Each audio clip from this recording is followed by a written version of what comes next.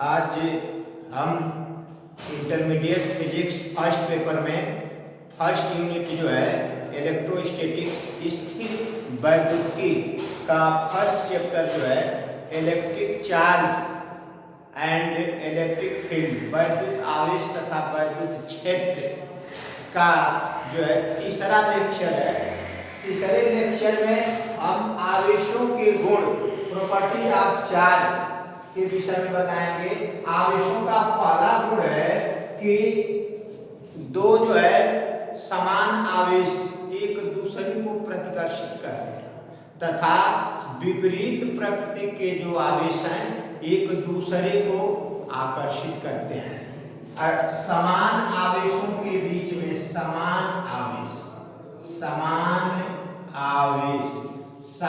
आवेशों को हम सजातीय आवेश भी कहते हैं। सजातीय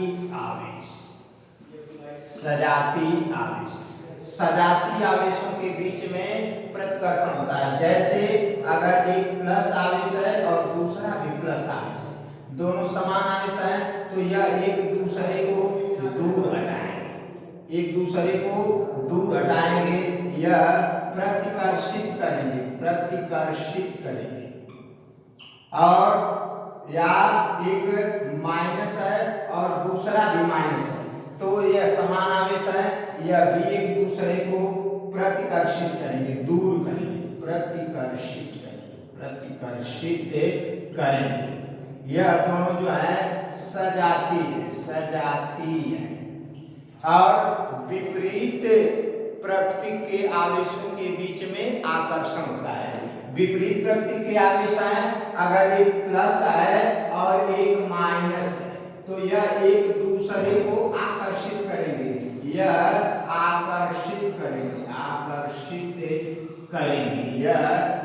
विजातीय आवेश जिसे कहते हैं, विपरीत प्रकृति के जो आवेश होते हैं उसे विजातीय आवेश कहते हैं। विपरीत प्रकृति के आवेश को विजातीय आवेश कहते हैं।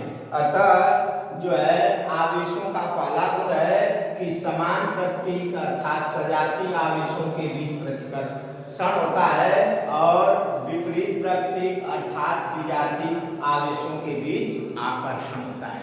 अगला गुण जो है दूसरा गुण जब हम देखेंगे आवेशों का, दूसरा गुण है आवेशों में योज्यता का गुण होता है।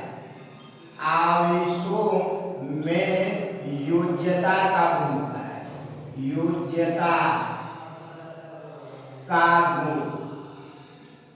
आवेशों में योज्यता का गुण होता है। योज्यता का मतलब योग से आवेशों को बीजगणितीय विधि से जोड़ा जा सकता है। अर्थात उदाहरण के लिए अगर एक जो है 3 किलोग्राम का आवेश है और दूसरा जो है +4 किलोग्राम का आवेश है और पहला जो है +3 किलोग्राम का आवेश है, तो इसे जो है हम साधारण गणित के द्वारा जोड़ सकते हैं। तो ये इसका योग हो जाएगा, इसको जब जोड़ेंगे तो +7 कूलम का आवेश। इस अर्थात आवेशों में योज्यता का गुण होता है, इसे बीजगणितीय विधि से जोड़ सकते हैं। एग्जाम्पल के रूप में देखेंगे कि माना एक निकाय एक निकाय है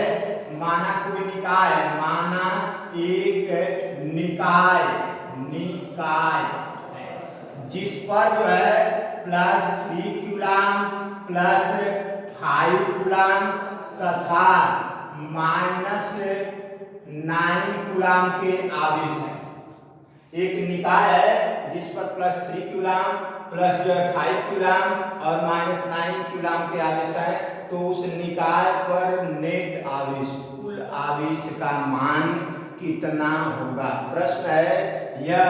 तो निकाय पर निकाय पर कुल आवेश, नेट आवेश जो हो जाएगा उसका जो मान हो जाएगा योज्यता के नियम से +3 कूलाम प्लस इसमें जोड़ देंगे 5 कूलाम माइनस 9 कूलाम। तो यहाँ से इस पर जो हो जाएगा -1 कूलाम, उस निकाय पर कुल आवेश हो जाएगा -1 कूलाम। इस प्रकार से जो है आवेशों के गुण का अगला जो है पॉइंट है आवेश जो है मूल आवेश। मूल आवेश किसे कहेंगे देखेंगे मूल आवेश के विषय में। मूल आवेश, मूल आवेश जिसे इंग्लिश में फंडामेंटल चार्ज कहते हैं, फंडामेंटल चार्ज। फंडामेंटल चार्ज मूल आवेश को इंग्लिश में फंडामेंटल चार्ज कहेंगे।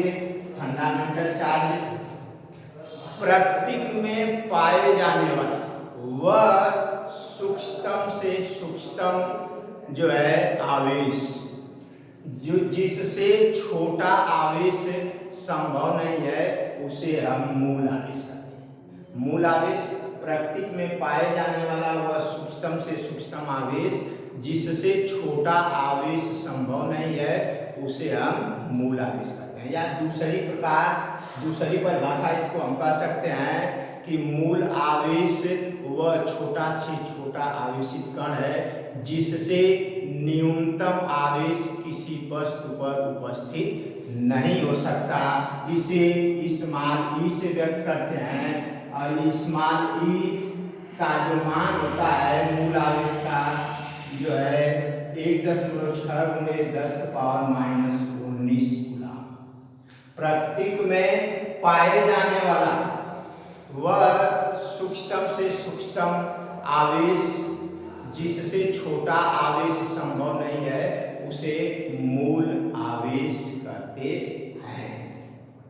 अब जैसे मान लीजिए कोई आवेशित कण है तो इस पर जो है सबसे कम आवेश जो हो जाएगा यह E के बराबर यानी 1.6 × 10⁻⁻19 कूलाम होगा, इससे कम आवेश नहीं होगा।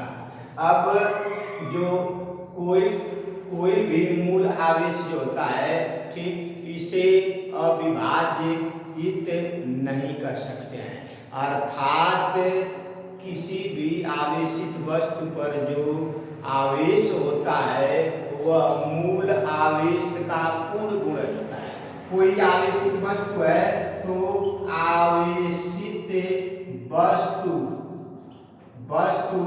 पर आवेश जो होता है मूल आवेश का पूर्ण गुणज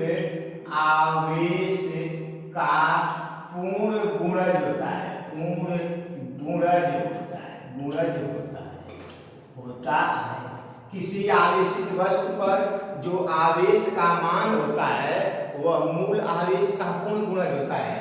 कहने का मतलब कि या तो किसी वस्तु पर जो है E होगा, 2E होगा, 3E होगा, 4E होगा, डैश इसी तरह से यानी कोई भी आवेशित वस्तु है तो उस पर मूल आवेश का पूर्ण गुणज होगा E, 2E, 3, 4E।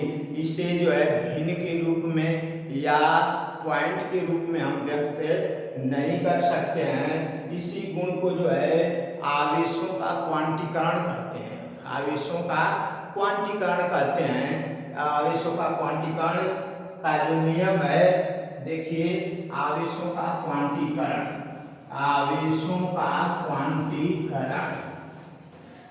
अगला गुण है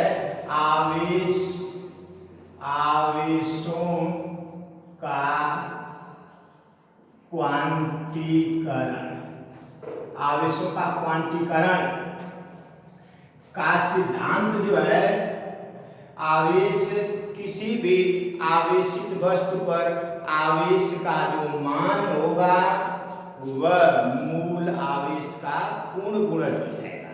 जैसे मान लीजिए कोई वस्तु है ए और एक दूसरी वस्तु है बी। अब ए वस्तु को हम आवेशित कर रहे हैं, इलेक्ट्रॉन दे रहे हैं, ठीक, और इससे इलेक्ट्रॉन हम ले रहे हैं। इससे यह इलेक्ट्रॉन को, इसको इलेक्ट्रॉन दिया जा रहा है और यह इलेक्ट्रॉन को त्याग रही है। मान लीजिए इस पर जो है सामान्य अवस्था में आवेश जो है ई है और इसको n इलेक्ट्रॉन दे रहे हैं। इस वस्तु पर भी सामान्य अवस्था में ई इलेक्ट्रॉन है और यह एक n इलेक्ट्रॉन को त्याग रही है। तो कुल आवेश का जो मान होता है किसी वस्तु पर, तो इस वस्तु पर कुल आवेश का मान Q बराबर, कुल आवेश का मान Q बराबर प्लस माइनस n ई। कुल आवेश का मान हो जाएगा प्लस माइनस n ई, जहाँ ई जो है मूल आवेश इलेक्ट्रॉन पर आवेश का मान है, n जो है वस्तु पर इलेक्ट्रॉनों की अधिकता या कमी है और Q जो है कुल आवेश है। Q इक्वल टू कुल आवेश, कुल आवेश का मान, कुल आवेश का मान। n इक्वल टू इलेक्ट्रॉन की अधिकता या कमी, इलेक्ट्रॉन की अधिकता, अधिकता या कमी, और यह ई जो है ये इलेक्ट्रॉन पर आवेश का मान होता है 1.6×10⁻⁻19 गुना। अतः अगर कोई वस्तु धनावेशित है, मान लीजिए कोई वस्तु जो है धनावेशित है, धनावेशित, धनावेशित है, धनावेशित है कोई वस्तु, तो उस पर जो है इलेक्ट्रॉन की कमी होगी। और कोई वस्तु जो है ऋणावेशित है, वस्तु ऋणावेशित है, ऋणावेशित है, ऋणावेशित है, तो उस पर जो है इलेक्ट्रॉन की अधिकता होगी। तो किसी वस्तु पर कुल आवेश का मान Q बराबर प्लस माइनस n ई। प्लस का मतलब है कि उस पर जो है इलेक्ट्रॉन की अधिकता और माइनस का मतलब है कि उस पर इलेक्ट्रॉन की